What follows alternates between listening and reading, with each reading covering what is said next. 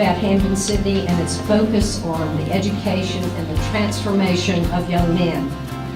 Young men and their families want what we have to give them. But the biggest thing at Hampden-Sydney College is the honor code. That we will not lie, cheat, or steal, nor tolerate those who do, and it creates a sort of academic integrity, more than just academic integrity, a personal integrity.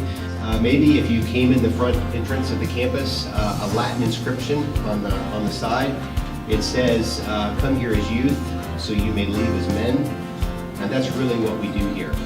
You will see an incredible change in your son as a result of the transformational educational experience we offer here. So I'm glad you're here. Have a wonderful day. There's a lot of people here to answer your questions.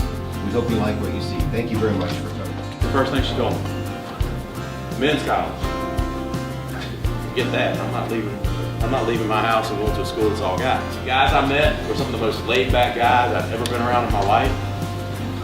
The faculty treated me like I was already a student there, and more so than any other place I visited, this place felt like home. So we want you to enjoy this day, enjoy this special college, and know that we welcome young men here to join our community of friends and scholars as Hampden-Sydney men.